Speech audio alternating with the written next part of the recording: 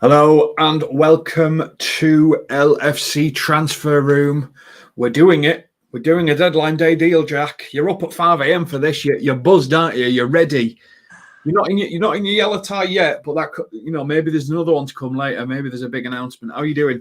I'm doing well, and I think I actually have like a radar for these things. Back in January when Diaz was signed, I remember the deal was announced around 2:30 a.m. my time, and I was awake, and I was like debating, maybe I'm about to go to bed. I have a weird sleep schedule. I'm in college in America, um, but I was awake. I ended up doing a video right when that news broke, and about 20 minutes ago, or 30 minutes ago, when the news kind of started, from Ornstein and Pierce, when it really started kind of catching steam, I was like, you know what, I'm awake.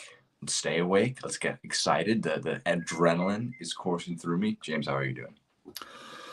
I'm good. Do you know what? It's classic Liverpool, isn't it? It's a name nobody's talked about. Yep. Of the thousands names linked with us in central midfield, and then deadline day comes, someone's about to get in a plane. I'm sure someone will be tracking the plane. We always are. Bash, there's the name, there's the player. And I'm not overly disappointed with the player. Whilst he's not, shall we say, one of the world's greatest midfielders or anything like that, he is a very Klopp midfielder. He can pass the ball, he can press, he can do all the things that Klopp wants of his midfielder. He is that 6 and 8 that Klopp was talking about, and kind of fits our model of a player that had a really high value, has declined recently, but is still 26 and can do something spectacular. So I'm all right with this. I'm feeling pretty good. What about you? I feel great about it. We talked about it a little in the streams chat on our WhatsApp, but for me, this deal makes complete sense. I think if you zoom out and you look at it as a transfer window as a whole, it's a failed window in terms of acquiring a midfielder. I think this was a need that I saw well in advance of this deadline day last few days and the injury crisis. You never mentioned it. I don't think I mentioned it. I think this is a very late thing I've brought up. I as a general overall window, Arthur Mello on loan is not a great midfielder signing. When you have just a few days as your burning deadline and you need to bring in somebody who is not only going to be able to play potentially long term, but there's not going to be a ton of financial downside, disruption to the team. This deal makes complete sense. Like, I don't see how this deal is a failure. And I totally agree with the comment from Eunice there. Maybe not a long-term option, but it's not out of the realm of possibility. Like, you wouldn't be surprised if maybe a good, loan spell and he wants to come back on a permanent deal. I have one qualm with the potential deal that I'm sure get into in a moment. But for me, James, I don't see really a way this deal fails. And that's what I think is the biggest benefit for not only Klopp, but also FSG and the ownership structure in terms of pulling the decision. Jen, whether it's... Oh, no, that's Heliot. There we go. Jen, whether it's in the morning or in the evening or wherever we're live, you join us, and we really appreciate it. Thank you for another super sticker. You are pretty much the one constant. Even us as hosts change, but Jen, you're always here, and we always appreciate it. So, all right, you've got a reservation.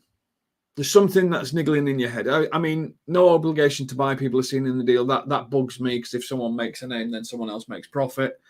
But necessarily all the paperwork's not done yet, and there may be still things negotiating that came out when it did. So there's elements that I'm all right with, because I still think there may be an obligation within there by the time the deal's signed. But what's your reservation? It's exactly that. The no obligation to buy. That's, I think, the only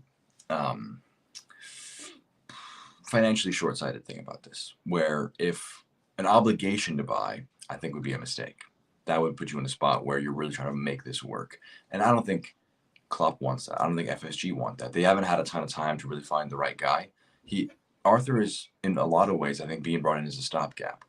But I think his ceiling is pretty high. The guy that Barcelona bought from, I believe it was Grêmio in Brazil, the guy that they bought is a very talented player. He didn't work out quite perfectly. He had a weird transfer. They swapped him with Pjanic, and everyone kind of clowned Barcelona for that, because they swapped him for a player 5-6 years older than him, and now that Arthur at 26, Pjanic is 32, 33. Yeah.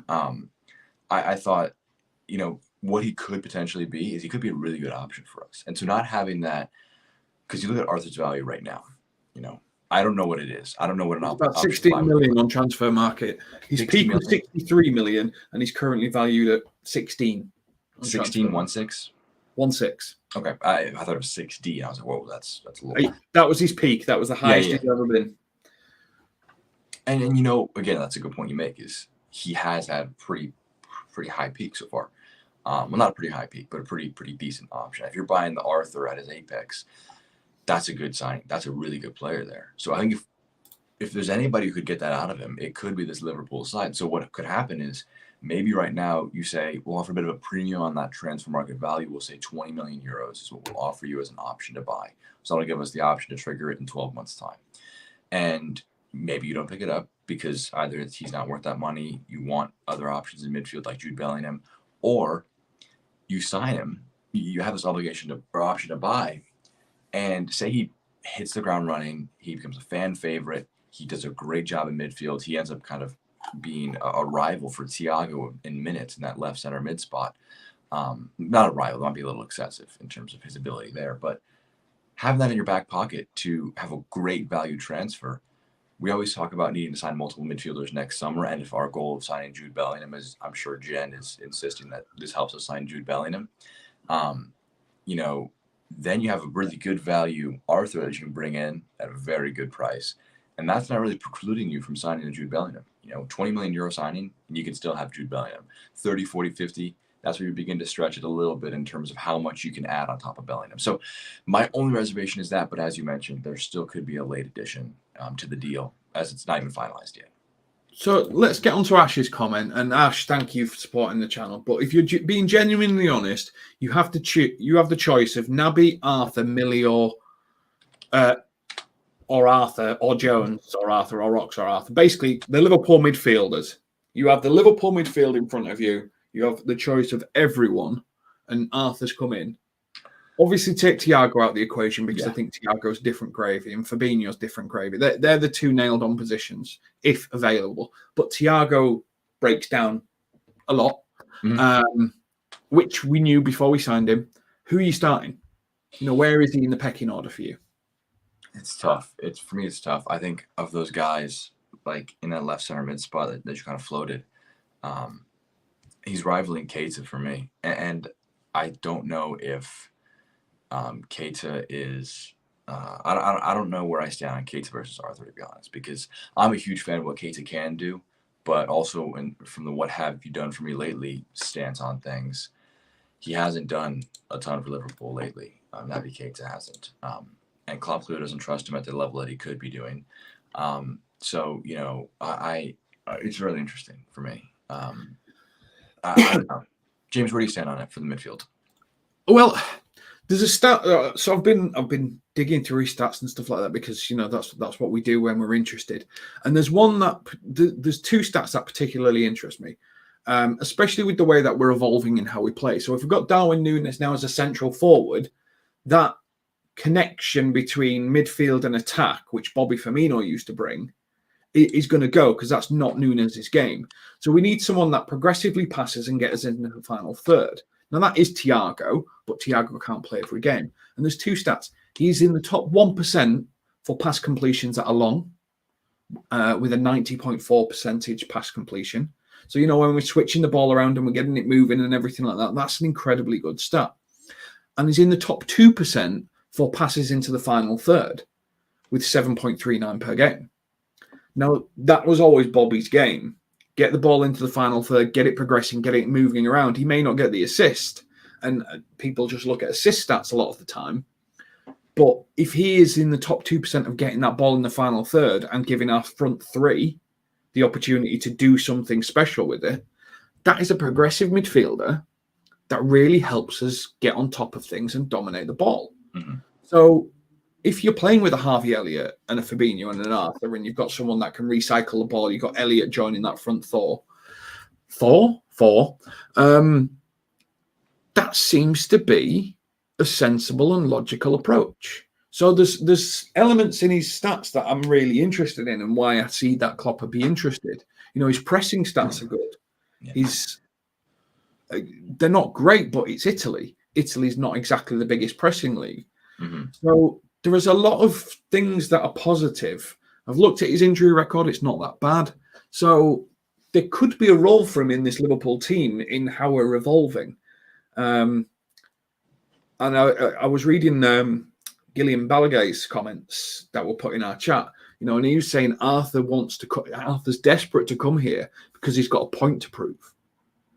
Now, that is the type of player I like, because he's been accused of being too sideways, too backwards, and not dominating games. So he is coming with an agenda and a point to prove. He's same language, he's Brazilian, so even if his English isn't great, the Portuguese-Brazilian connections are great. So there's a lot to like about this. There's a lot to be interested in. And some of the names, like Douglas Luiz, even though he's still being linked and we've supposedly had a bid rejected, I'd be more interested in Arthur than I would be Luiz. I 100% agree. 100% agree. Douglas Luiz, I don't hate as much as others kind of do. He would be an industrious option. He would be a decent option in my eyes. But I just prefer Arthur. I think that he's the kind of guy who I agree his ceiling's a lot higher. Floor might be a bit lower because, as you mentioned, got to adapt eventually to the language, the league. There is, a few things happening.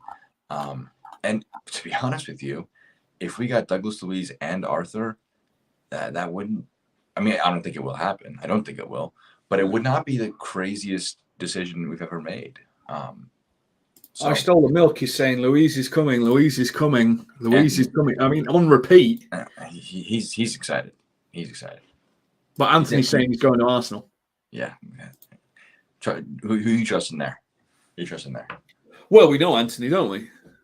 So we've got to go with Anthony. But, maybe I still milk the milk for Douglas Luiz, and he's told him this morning. You just never know. Yeah, I think the comment there from Louis, I think I agree with. Pleasant surprise. I think that because again, there is the argument. I don't totally agree with it. I don't totally buy into it because I think it's too optimistic a view. But what if Thiago, Fabinho, and Elliott and Keita are consistently fit this year? Then that's a decent midfield. Thiago, Elliott, Fabinho is not a bad midfield three. It's a good top end, but the drop off has been too steep. So, this signing also makes sense in the lens that Klopp changed his mind. That took a lot for Klopp to change his mind. So, it's not as if, this has to work. It'll be allowed to naturally progress. And as you mentioned, if he has that desire to prove things, this is a great platform to do it. And it could be like an Ozan Kabak situation where, all right, you were with us for 6 months. You tried your best. You were a decent, dependable option, but it makes sense for us to part our separate ways. He I think got the short end of the stick there, ending up at Norwich. But it allows us to kind of just, and again, as Jen mentioned, I knew Jen was going to mention the Jude Bellingham angle on things. That is, if that's our guy, because that also goes with the Klopp comments. Tchouaméni was the guy he wanted. Supposedly passed at Guimaraes. Maybe whether or not they literally passed at Guimaraes, waiting for Tchouaméni, is besides the fact. They could have targeted him if they weren't such a big fan of Tchouaméni, but turned him down. They're wanting to wait for Bellingham. Clearly, this is a great stopgap. And I think that I've seen a lot of the comments on Twitter have been largely positive that I've seen at least, where it's kind of just noting that this is as good as it could get. I think in this position, it really is. I mean, 2 minutes ago, Arsenal making an offer for Douglas Luiz, according to David Ornstein. So I'm interested to see what happens there. Yeah, I think I've got one reservation really about Arthur and the deal. If there's an option to buy and stuff like that, then I'm happy and stuff. And yeah, he could just be a great stopgap for us for a season and a player that comes in. But I do think he's got the opportunity to build a career. The thing that bugs me is he's 1.72 meters. That makes him about 5'7", I think. Yeah, he's not a big Elliott's not a big player. So you've got, obviously Fabinho is, but this is the Premier League. This is my problem with Lisandro Martinez playing as a centre back. I disagree with you here. I'll let you finish your point. I always like this. Look at what Ben Mee did to him, and Trent's weak in the air. That's my opinion on Trent. He is in bottom 8% for aerial thing. So the less players we have that can aerially dominate, the more these teams like, I'm just going to say Stoke because that's the first one that comes to mind. But Crystal Palace, they're a big team. These big teams can steamroller over you, and they can use that second ball by winning the aerial battles. Now, Melo is in the bottom 11% for aerials won. Premier League is a little bit more aerial in second ball. So that's the only thing that bugs me about him. Look, I think the thing that my biggest issue with Liverpool as a team is we are too reliant, at least in my view on things, too reliant on kind of the ball being in the air. What I mean by that is the switches, the crossing. Look at how City play. They don't refuse to cross, but look at that. Thiago and Arthur in the midfield together, as Anthony says, that ball's staying on the ground. That ball's being pinged around, and that allows you to be more consistent in your build-up play, and it makes it more difficult for teams that have low blocks, because teams with low blocks, what do they want to do? They want to make things compact centrally, force you out wide, and loop them into the box. I think, and the issue with, I get the issue aerially. I totally get that. But Thiago, who is 5'7", wins 64% of his duels in the air, which is in the 90th percentile for midfielders in the last. Yeah. Oh, well, Thiago's different gravy, exactly. Isn't he? Thiago, it will, I don't think it'll ever fully click how perfect he was for this side. Like, even when we're 5 years removed from him being here, because he's so perfect in every aspect. So you're always going to be trying to find someone who can fill the gap when he's injured, because he's so good that you just need to tide yourself over until you can get him fit. But this is my problem. I have no problem with a small player or even a couple. But when your midfield starts to look small, then you can, that can become a tactic against you. So an Elliot and Arthur could be, with a lack of aerial domination, could be a problem for us. However, I think Nunes coming back, there's a whole range. No one thought Luis Diaz could head a ball, but then he goes and bangs 2 headers in against Bournemouth. Not the best defenders, but still. So there's a lot to like. I think one of the other things that really sort of stood out is when you look at his possession stats, isn't it? He's in the top 5% for passes completed, top 7% for passes attempted, top 3% for pass completion, top 2% for total passing distance, and top 12% for progressive passing. This is a player who, as you said, when we've got teams putting a low block in place, trying to time waste the hell out of the game, can just, with Thiago, I'd love to see it just ping that ball around, dominate, pin them back, and they can't do anything about it because that ball is just being recycled and moved around quickly. That is what I want to see this team do.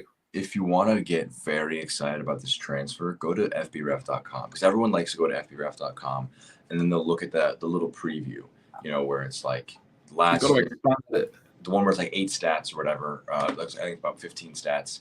His don't look good. The attacking ones, they're all 22 or lower percentiles. They're all like low reds. His passings are pretty good. But if you go into View Complete Scouting Report, and then you go back to the 2018-19 La Liga season, when he played for Barcelona, first year after moving from Grêmio in Brazil, he was 21 years old, played 1,400 minutes in the league, 27 appearances overall on a team that won La Liga. Look at his stats, and it is remarkable how good he is at passing.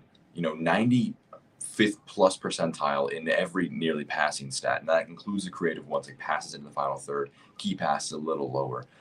But it's not just that his ability to pass, he also is carrying. He's a progressive dribbler with the ball as well. His possession stats look great, in the 97th percentile for carries per 90, progressive carrying distance. He helps us with our issue of technical skill in the midfield. My issue with Henderson and Milner is that they were a weird middle ground of incapable of doing one thing great. They're good engines, but they're not industrious enough to win the ball back at a great rate. They're not great pressers in terms of winning the ball back. They can put pressure on, but there's pressing and there's winning the ball back. If you're able to play through the press, it doesn't matter how energetic you are. They aren't technicals either. So I wanted us to push ourselves in one direction, either get like a Conrad Lamer, who's a very good presser, wins the ball back at a really good level, or get someone like a Tielemans who's good on the ball.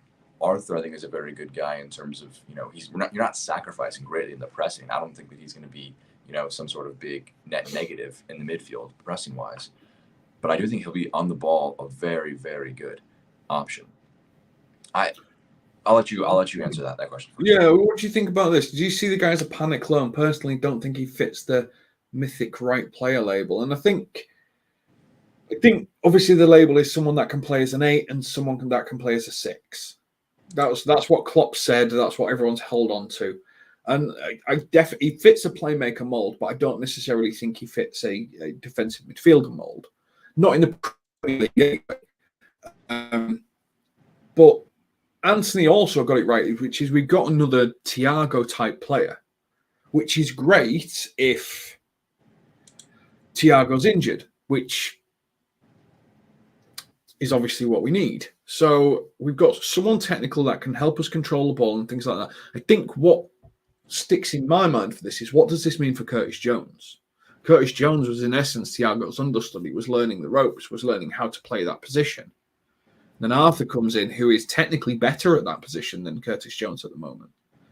So I don't think we'll loan Curtis Jones out because we need a midfielder. Yeah, no, I don't think we loan him out. That doesn't make sense. But is he now ranked at number 4 because you've got Thiago, probably then you've got Arthur, then you've got Carvalho, then you've got Curtis Jones. This might be a take too controversial, such a positive stream.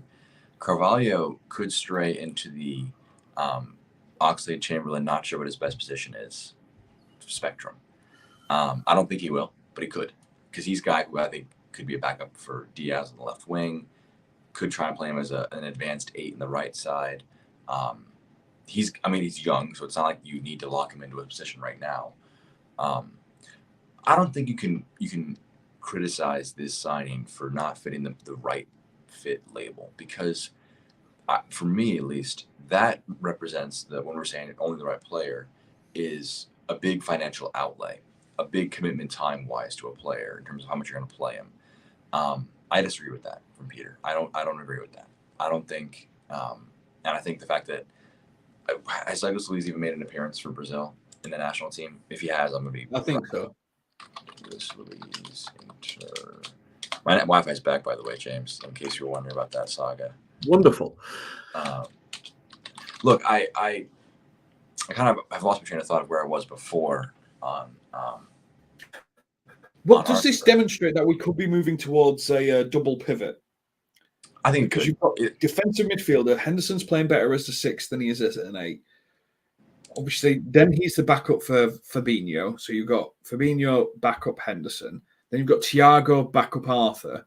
So does that mean that Elliott and Carvalho are now playing for, in essence, a number 10 position? Which is really how they've played, except Elliott attacks from the right and Carvalho attacks from the left predominantly. Well, look, I mean, I've always I had a disdain for the 4-2-3-1 versus 4-3-3, because in when we're attacking, how different does the 4-3-3 look to the 4-2-3-1? How different does it look? It's your creative threat through the middle or to the right of a midfield 3 of sorts, and then your wingers are more advanced; they play inside. So for me, I don't think a double pivot in the sense of Henderson is the left-sided. Okay, actually, there is a bit of credence to that, because Henderson playing as a left-sided 8, I did not like. I'm not a big fan of it, because I think he's not as well suited for that. That it requires too much progression from him. I think if he was pulled back into a pivot with Fabinho, then he really could have. I think Carvalho especially, where he'd have almost no defensive responsibilities, obviously, but he could focus on pressing on the front foot with having 2 guys behind him, kind of marking that midfield area. And I think Arthur is an option. And I think the big comparison I'm seeing on Twitter is Arthur is just a worse version of Thiago, and that's perfect, I think, for me, because it's like you have the issue of when you lose Thiago, you have Henderson as a left-sided 8. And look, I think Henderson gets too much hate. I don't think he should play nearly as much as he does, but he gets abused for playing, and it's his fault that he's not good enough, but also we shouldn't be putting him in the spot where he's forced to play a role that he's not that great at. Arthur, though, will be able to kind of bridge the gap of when Thiago's either being rotated, hopefully, rather than his case of not being fit. I like the drop off a lot better.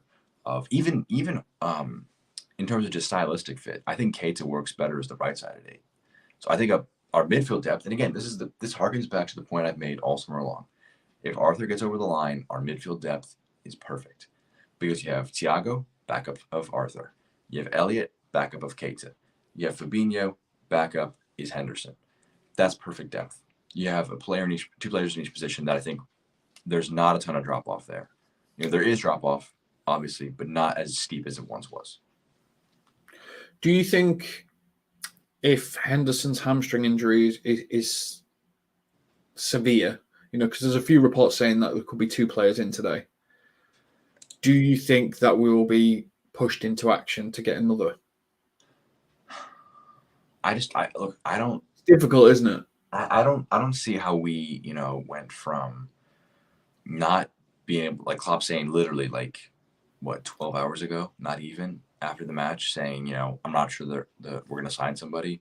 I'm not sure how we go from that to having 2 guys we like enough. I think Arthur just makes enough sense to do. And again, we as fans view things differently than Klopp does. Klopp didn't think we needed a midfielder until very recently. So he may view, his view of a need of a midfielder is not as severe as ours, clearly. So he may look at Arthur and say, all right, we can make do now. We'll be almost well-stocked now.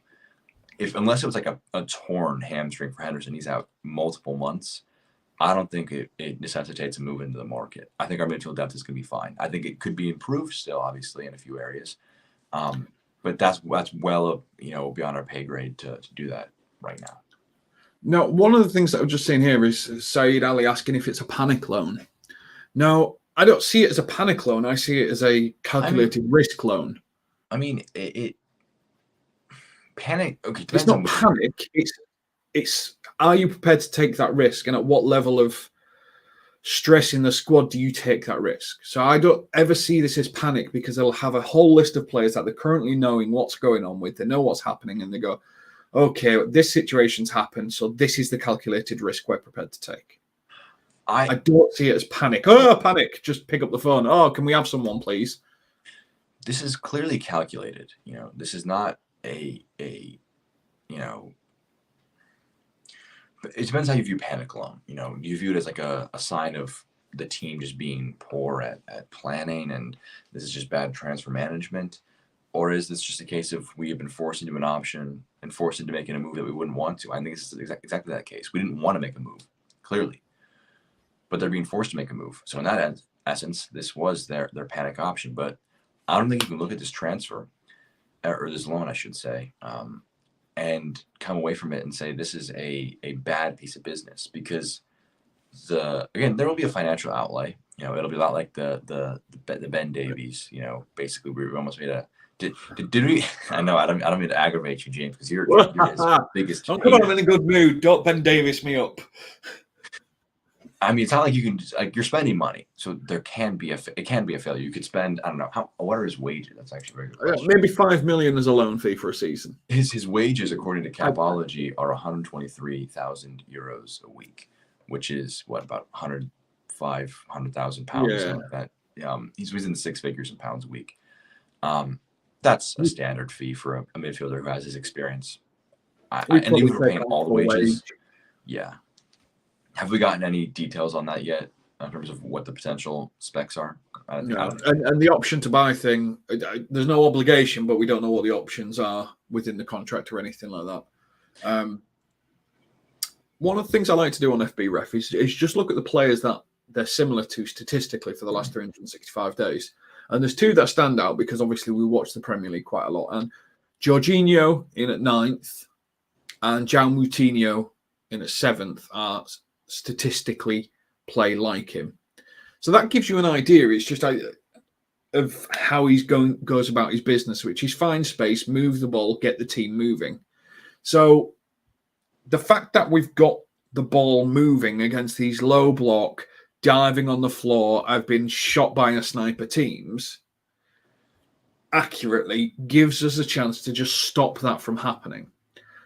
Because these 2-1s and these 1-1s and these elements of games where people try and stop the game from happening as a football approach means that probably it's going to be a lot harder to do if we've got the ball moving around quite regular. So it's quite a positive. And just on a side note, if you are new here, because I can see there's 133 people in the chat. If you're new here, please like and subscribe. This is a fan channel run for you guys. It's our passion for football, talking about it with each other and making it public for you and you getting involved in the chat. We do a whole range of shows from transfer centrals to debate rooms, which Jack's got a 0-3 record on. Okay, can we retcon the solid debate room, because I ended up being right in real life. I lost the debate, but I was right in real life. So I think that counts for something. That's all that matters, isn't it? Yeah, exactly. Being right in real life. Deep down, you can take it as a win. But look, and I think one of the big things that I think the Arthur Mello signals is that Klopp recognizes that maybe, you think about back to our prime pressing days. We were fine not having technically secure players in the midfield, because if they lost the ball in advanced areas, well, we'll press the other team, force them to boot it long, and we'll win it back that way, or we'll just pick up the ball by pressing high up the pitch. So when we were having our elite pressing game, we were allowed to sacrifice players who wouldn't turn the ball over a ton in the attacking third, because we could just win it back. And that actually was played into our hands. So having players like Miller, like Henderson, like Wijnaldum, who were more industrious, kind of keeping the match, organized, centralized, rather than being such huge creative threats, it was fine. But now when our pressing is less, it's not bad. It's not like we're some doom and gloom situation. It's not as good as it once was. If we have players who just keep the ball better, that'll help. Players who don't sacrifice possession as often as some others do, then we'll be in a better spot. And Arthur, as it's been mentioned, has a 90+ pass completion rate. And it's not like he's just passing backwards every time or passing sideways. He is going to be a decent option in terms of retention of the ball. And that's what Thiago's so good at, is you look at the difference in how we play with him versus others. He's a good presser, so it's not like he's some net negative there. But he also just keeps the ball so well. And so having him and Arthur in the midfield, the ball retention there, and Elliot's developing that a lot as well, the retention of the ball is going to be immense. Like if we signed Lamer, it would have been a signal that we wanted to press. We wanted to be very, winning the ball back, because he was not as good a passer, but an 80% pass completion rate.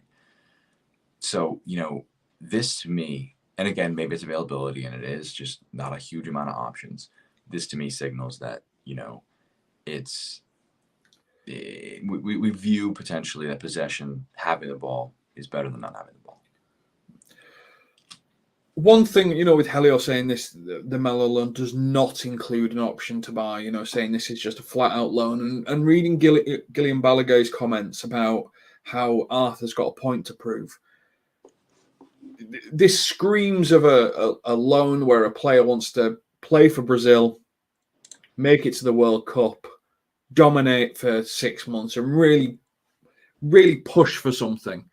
And then it may not be for the full season or anything like that, but it screams of someone that's gone, well, I'm not going to play for Juve. There's an option here at Liverpool. Liverpool are a big club. If I dominate here, I could get into that Brazil's team. Look, I think, again, we are handing him a platform to prove his point. And if he's fit and he can walk into the Everton match, I'm not sure there's a better match that he could really stamp his name and making Liverpool fans love him than the Everton match. He comes in, we've had to suffer with some less than technically secure midfield players.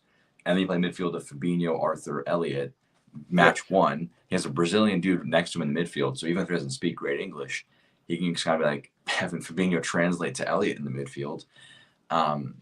I think this is going to be that match. If he plays a part in it, he could become an instantaneous fan favorite. And that would, I think, be a pretty good way to get the season started. Yeah, look at the language. Okay, yeah, Elliott, he'll struggle to understand Elliott anyway, and he'll struggle to understand Robertson. But Fabinho speaks the same language. Diaz speaks the same language. Carvalho speaks the same language. Nunes speaks the same language. So the whole range of teams that can communicate with him and stuff like that. And then there is the language of just playing football finding the player in space and giving him the ball. And that's what Arthur is. Arthur is a pass completion master. He's a specialist at moving the ball around and getting things going. So even if you can't speak the same language at this point, and we don't know, he may be able to speak English. I genuinely don't have a clue. If anyone can find out, Helior can find out what languages he speaks, because some of these players speak a ridiculous number of languages. Look at Simon Mignolet. I think he spoke 6 or 7 languages, which is utterly ridiculous. Yeah. I can just about speak English. So I don't think I think the Everton match is an interesting one because what you do. We've had that debate. Do you start with Carvalho? Has he earned the right? Do you bring Nunes in? Do you drop Firmino? There's so many questions, especially with 3 games in 7 days, 8 days. Some people will already be getting tired playing that amount of games that quickly. So I think you nailed it, Jack. There's an opportunity here for Arthur. And it's his choice to make us pay the fee or go back to Juve, claim his position in the starting spot, or claim a position in that Brazilian squad. But he has the luxury, or the opportunity to make a statement, doesn't he? Exactly. No, I mean, again, this move, I love it because of how, like the risk reward on this is perfect. For FSG's risk analysis guys they've got on the payroll, they're looking at this and saying this is genius, because you're paying a wages, and maybe a little bit of like a loan fee at worst, and that'll come out to what, if it makes about $5 million a year or something like that, maybe a little more, then you pay another $5 million in wages. You're looking at maybe £10 million outlay, which is not cheap. That's £10 million. That's a lot of money. Comparatively, though, for a 1-year deal that at best could transform your season into winning trophies, and at worst doesn't move the needle that much on a team that already is very good, I think that he's going to come in and be a different option to what we have. And he's a good player. Over 90 million pounds of exchanged hands on his transfers. That's not because he's some bum. He's a class player. You're a bum. You're a bum, Rocky. You're a bum. It's just a case of, can you get the best out of him? And I think that Jurgen Klopp really could. I think could be a Coutinho situation, couldn't it? Just doesn't work in Italy, suddenly comes to the league that fits his play style and he explodes. Then we make 146 million off him by selling him to Barcelona. Then his career goes downhill. He goes to Bayern on loan. Then he ends up at Aston Villa. Is that what we're saying?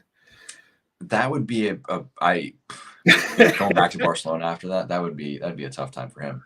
No, I mean, yeah, like Xavi said, I'm reading a thread from Euro Expert on Twitter about Arthur back. He wrote this thread back in November of 2021, but he cited Liverpool's team that he could fit.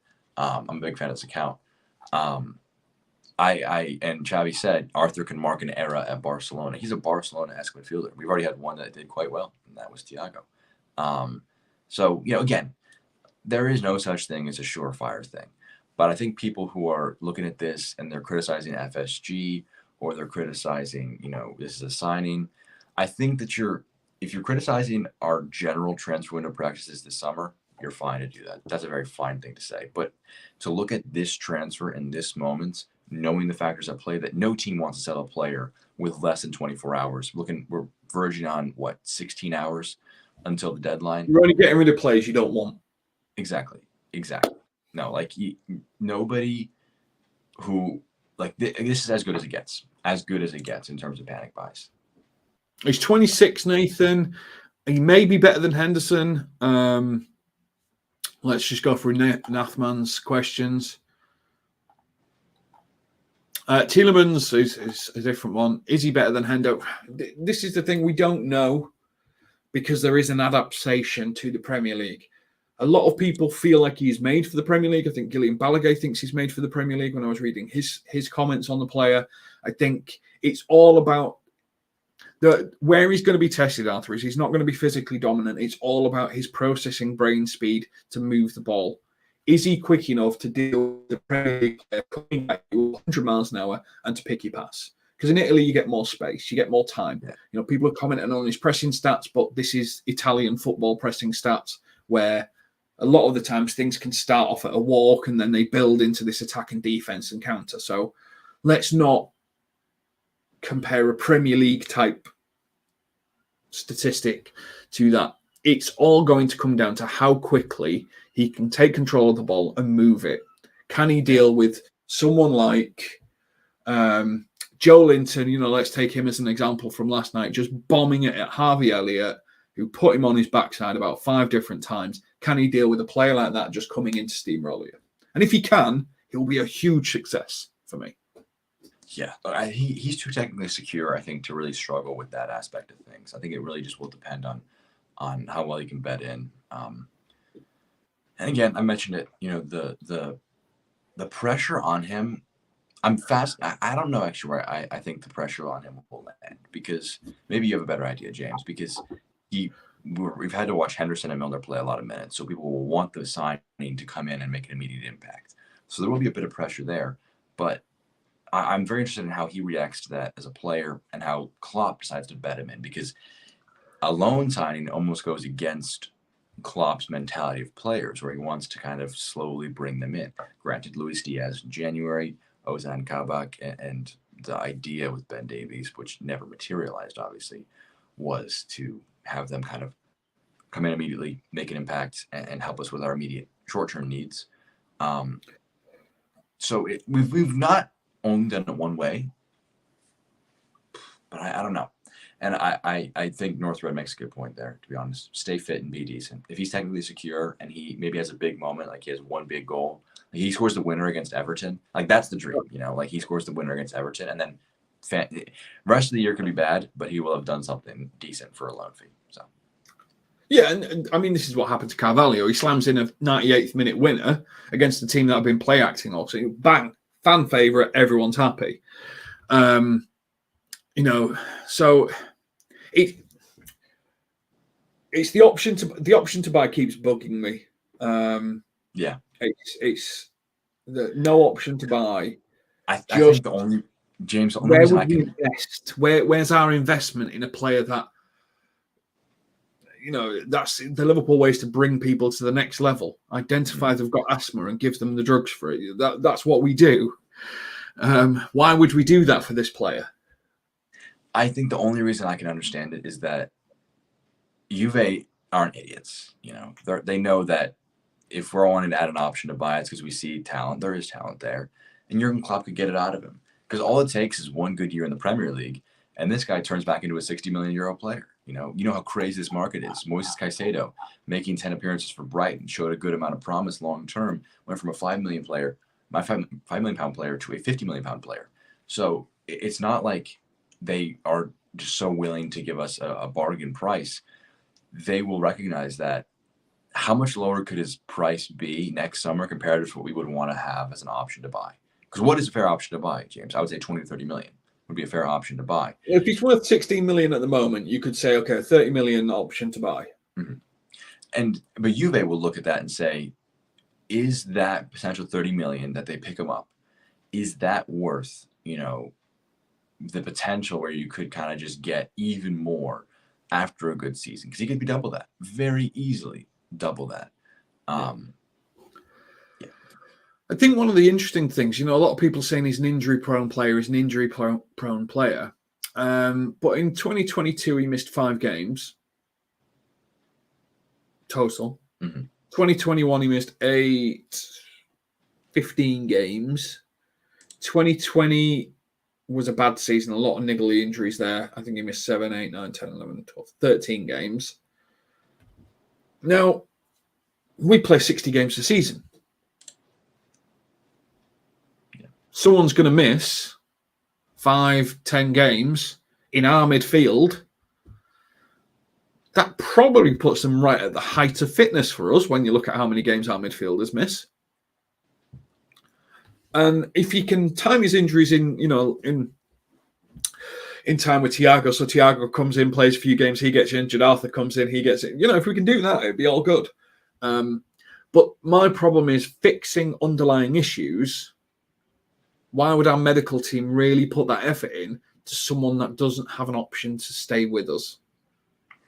Yeah. Why would you invest, millions of pounds in the development? Because one of the things that bugs me, and I'm going to set a Helior off on this at some point, is our wage bill was only 70 million behind United. It was 300 million more than Arsenal over the last 5 years.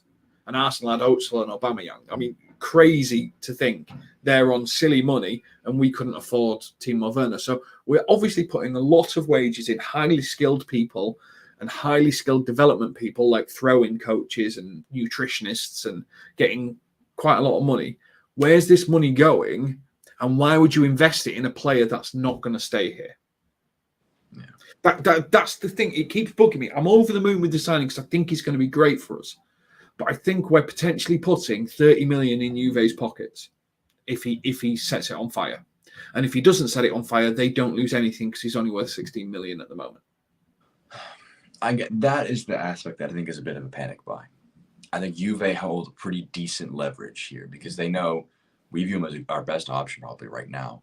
So they're able to kind of hold out that and that aspect and say, like, you want him. We want him to improve in value. So prove it up. Like make him worth more. Pony up.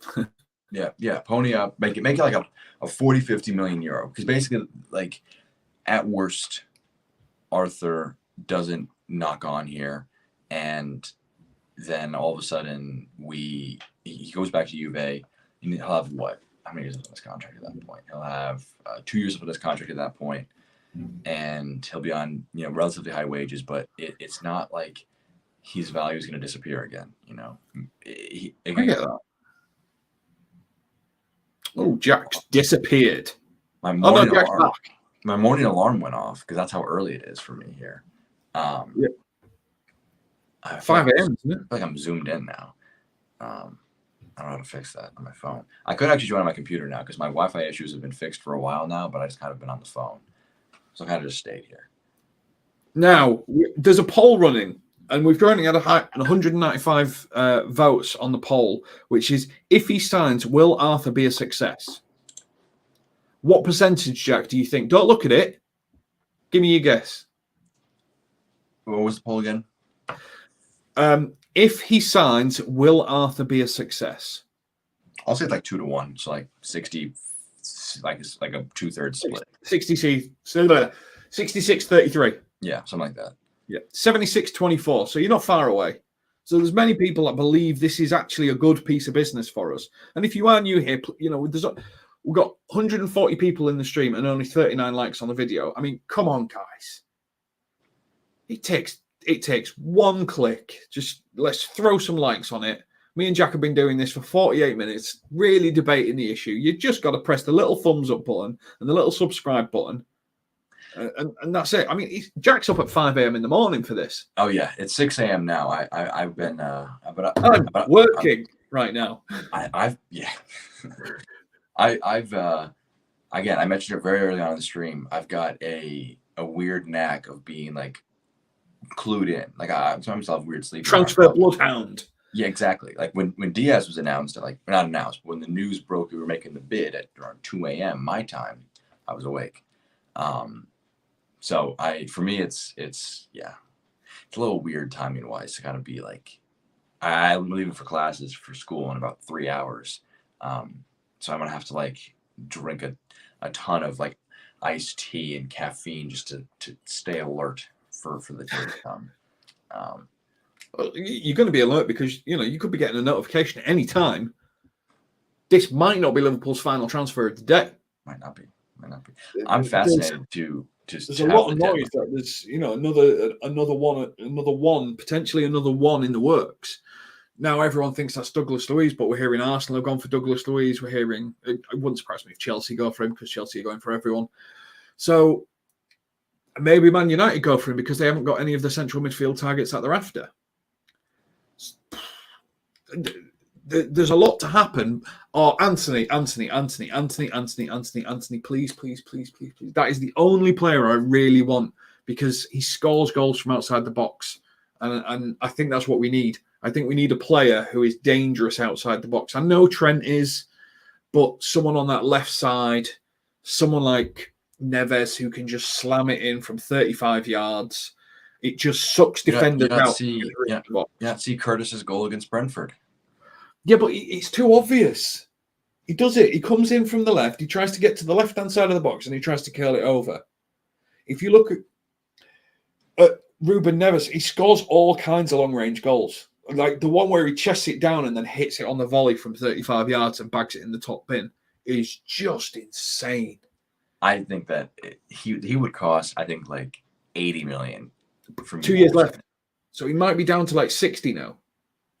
But look, if we got Neves and Melo, I mean, like we go from like a poverty midfield to, oh my Jesus Christ, titles back on. I mean, granted, and again, this is a bit of a Debbie Downer for this stream. Looking at the way City played and how Arsenal now 5-5, like I think that now the title isn't gone, but it's a Jack, long round. Look at what we did to City. We showed how to dominate City and shut them down. Who's capable of doing that? Look at what Crystal Palace did to City before they crumbled. They took advantage of the weakness and they shut them down. It's just they then got steamrolled. Look at what Newcastle did. They got 2 ahead and then they crumbled.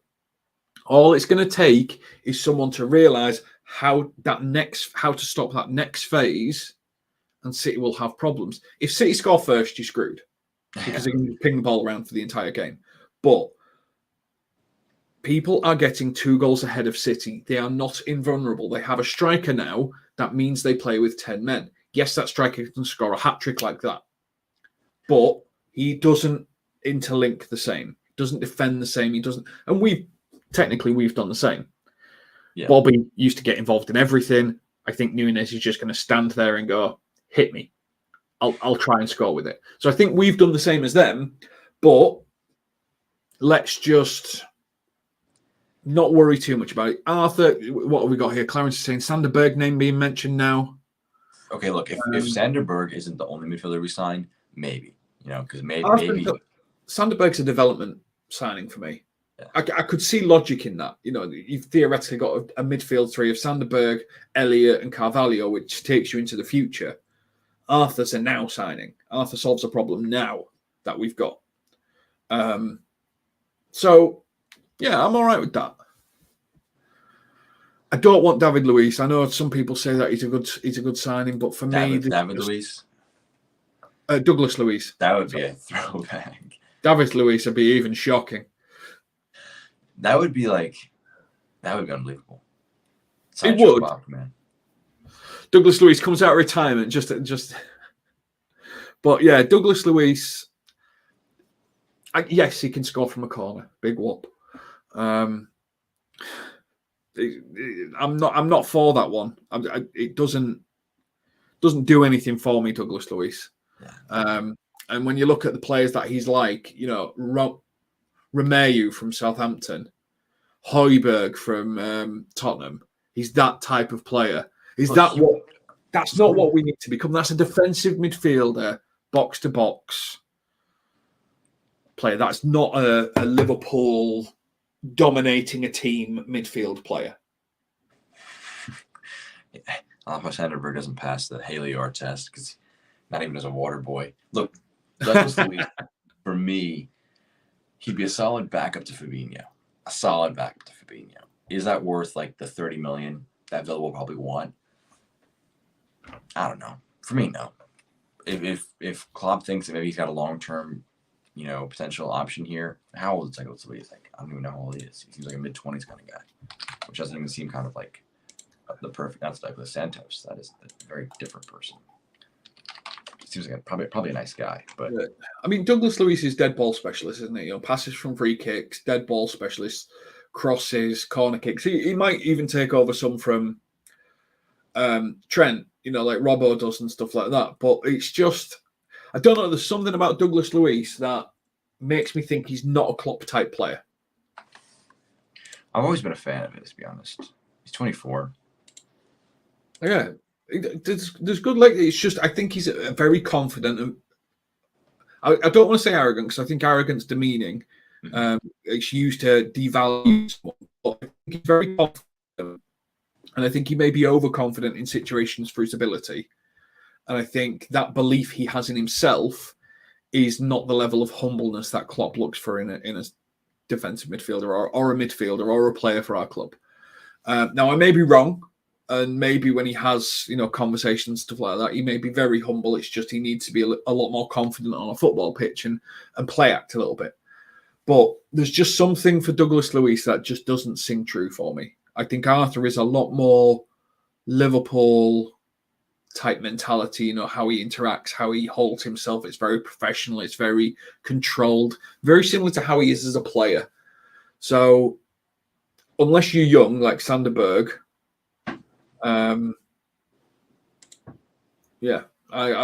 Douglas Luiz just isn't for me. And Anthony saying Luiz is better than Lucas Leiva. Here we are. It's the here we go for Arthur. Oh, have you switched? Me again? Yeah. Okay. My alarm kept coming and throwing me off. All right. We got a Fabrizio Romano. Here we go. Oh. So it's contract ready to be signed. Medical in the afternoon is booked. He's flying to the UK right now. Loan deal until 2023. No buy option. So officially no buy option. Bummer. Yeah. But we'll live. Yeah, and he said, here we go for Arthur from Fabrizio. It was close, but I mean, we've been going long enough. We may even get to the Liverpool announcement screen. I mean, yeah, we could be live watching the medical or whatever we do. We've been going 56 minutes on this, and just to give you an update on the poll, because that is important. Will Arthur be a success? 250 votes now, so infinitely more votes. It has stayed at 77% yes, 23% no. So even though we've got a lot more people about the vote, the percentages are staying static. So I think you're right. I think 77%, so nearly 8 in 10 Liverpool fans think this player is going to be a success for us, and I think that shows what is actually, this is an interesting question, James. What is a success for Arthur this year? It's a good question. Now with that, getting a permanent contracts off the table, signing for Liverpool is off the table without some form of negotiation. And let's be honest, if he absolutely dominates, Juve are going to ask for a ridiculous fee. So I think him getting into the Brazilian World Cup squad shows that he's played well enough for us to achieve probably what his ambition is. I think that's what this signing screams to me. A player who's not going to play for Juve, wants to play in the World Cup squad, and needs to do well at a big club to do so. Champions League, Premier League, function at the top of the league. So I think it's that type of action that needs to happen for him. I think that is a good barometer. Does he make the World Cup squad for Brazil? I think that would be a pretty good one. I think I find this funny. So I'm taking a class actually in college. It's about the 2022 World Cup. So it's. What do they teach you in America? Jesus. Granted, I'm a sports media major, so it's not like I'm just out doing random stuff, but it's about the media coverage of it, about the World Cup itself, and for it, if you play 5 seasons of a Football Manager save and you document it and you write a little paper about it, that's an extra credit assignment. That'll knock you up a letter grade or whatever. So that's what I've started doing as a new FM save exclusively for this class. But look, I think for me a success is if he can contribute in a decent way to trophies, because this is a team that's capable of challenging, but our midfield has let us down slightly. If he is capable of, what is that?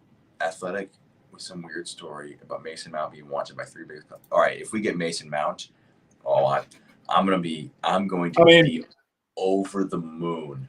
Mason Mount is the model Liverpool midfielder.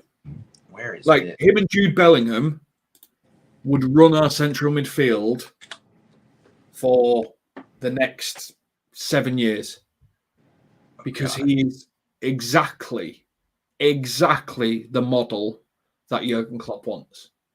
No, God, I mean, There's not a chance Chelsea would let him go. Not a chance. No chance.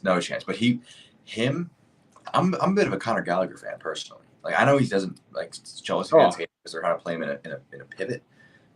Hamza makes a good point. The Kone guy, not a terrible option. I know that we looked at him a little bit over the summer. We have a video on the transfer actually about him. I think 2 signings today would be stunning to me. It's not out of the realm of possibility, but I would be unbelievably stunned if that happened. Oh no, Mason Mount is the dream right side at 8. Super. Like that he presses. He's a creative threat. He's not a defensive liability. As the right side at 8, he would be perfect. Perfect. People hate on him, and for whatever reasons. Okay. Jack, we have 161 people in the stream. We've been live for an hour. We have 277 votes on our poll, and only 73 likes on the video. I mean, come on, guys. If you're involved in this chat, you're typing out your thing, and we're talking about what you're typing about and everything like that. Why not just press the little thumbs up button?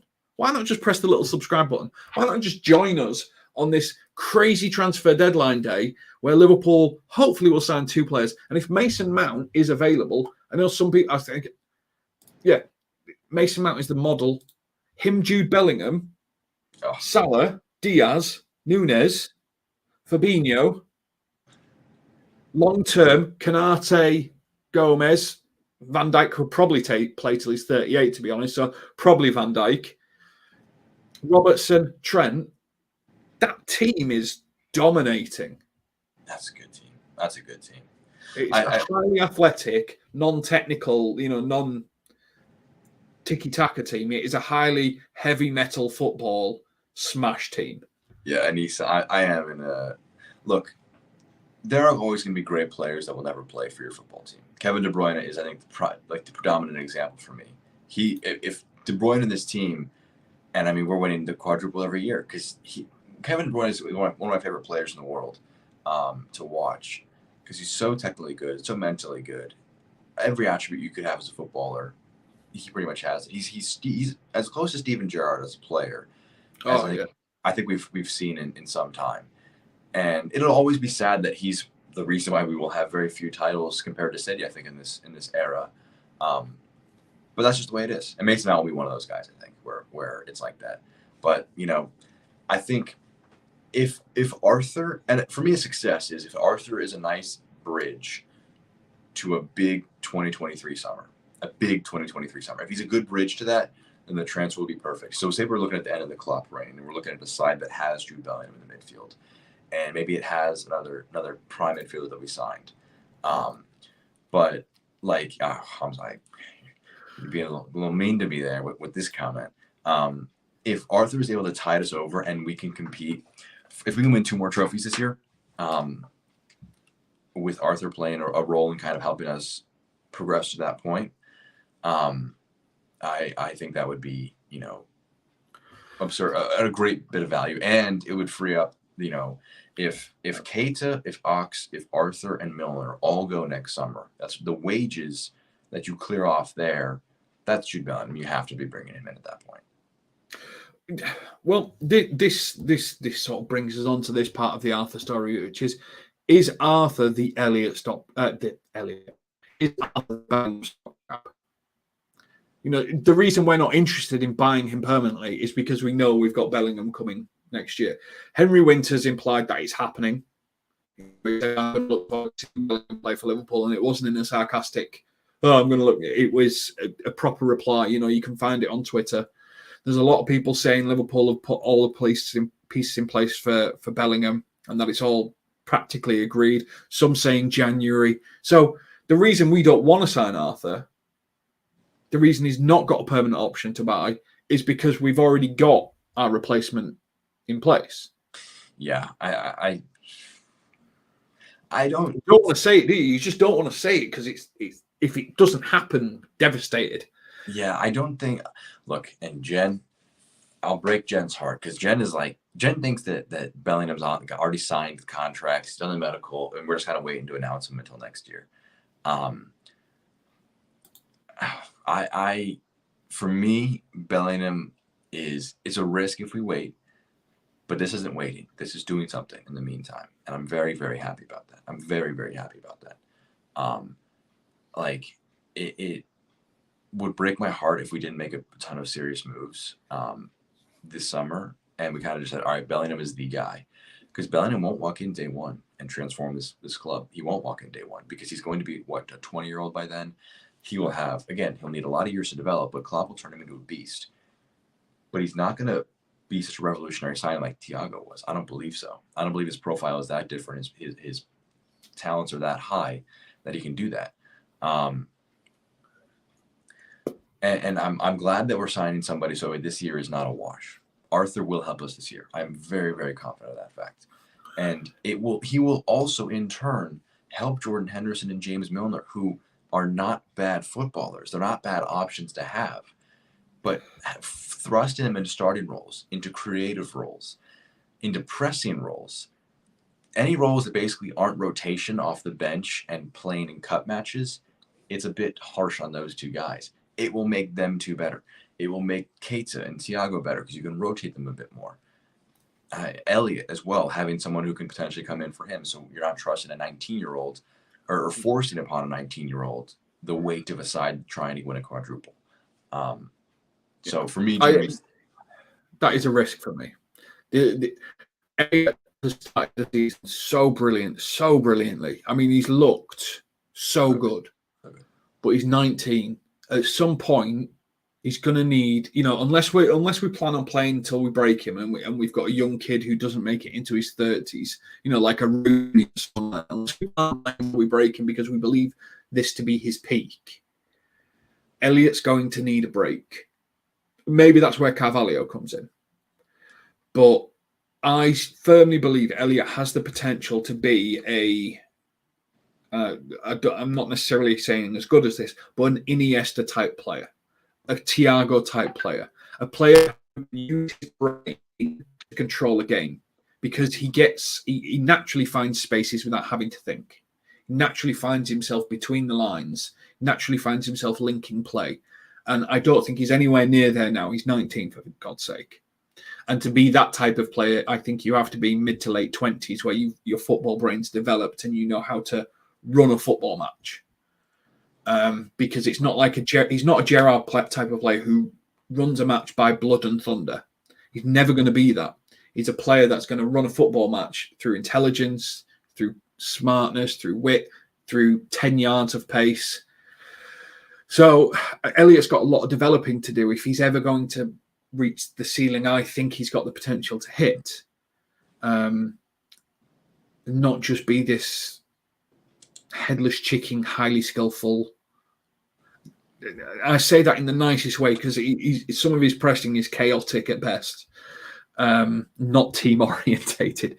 I think he's so good. He could just be something generational if he's given the time to develop properly.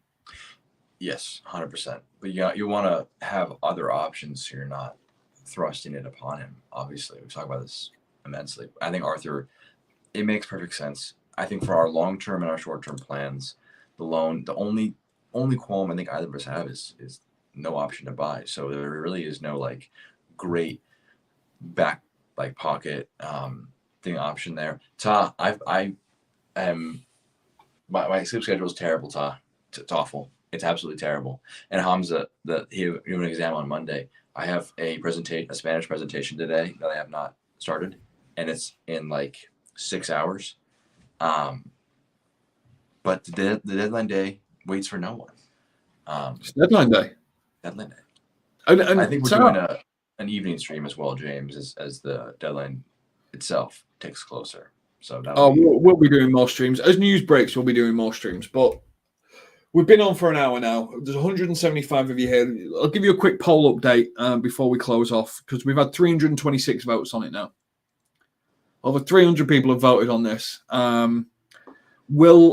If he signs, which is now seeming almost certain, will Arthur be a success? 76% say yes, 24%, 23% say no.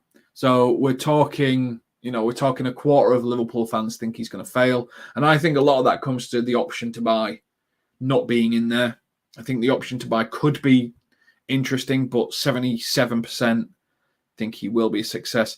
Only 87% people have liked the video, which I'm not going to do a rant about again, but we do seem to have a good few people subscribing. Things are progressing. Jack needs to get ready for school. I need to theoretically do some work. We need to try and convince Tar to join us later because, you know, not seen him in a while. And let's see the story progress. I'm sure we'll be back on multiple times today, especially if another midfielder breaks. You know, I'll pull Jack out of his exam and we can have another conversation.